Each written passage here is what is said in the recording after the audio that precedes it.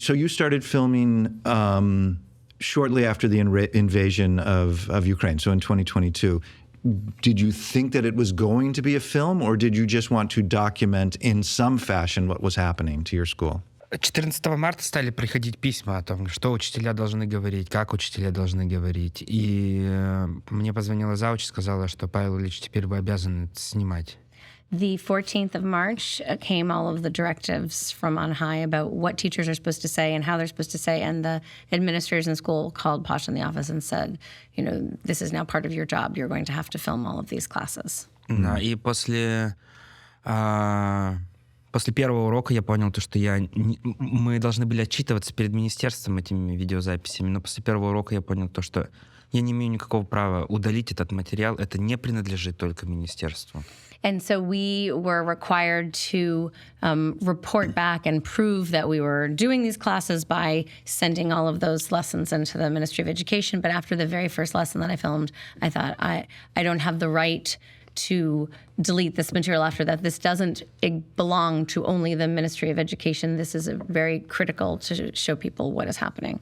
И вот вчера посмотрел интервью, не интервью, а блог одного знаменитого российского оппозиционного журналиста. Он делал обозревание об этот фильм, рассказывал. Yesterday I read a blog by a very well-known Russian opposition journalist, and he wrote something about the film. И он сказал, он попал в этот фильм. Он как только взял камеру, он автоматически попал в этот фильм. И это на самом деле так. And he said, like, from the moment that he started filming and had the camera, he just kind of fell into this film. It kind of happened, and it really just evolved organically that way. Mm-hmm. But you also reached out. I think Pasha was in the ultimate Kafka-esque situation. He was the liberal in school. Like he was the one that had the Russian democracy flag in his classroom, yet it was on his shoulders to implement the propaganda program. Mm-hmm. And to make something that was terrible, even absurd, he had to film it by law or by policy, and then upload it to this mysterious database as some sort of way of proving compliance. And I doubt anyone ever watched it. It's kind of like a panopticon, right? Like it was this system of control. And so he was feeling so terrible and so trapped.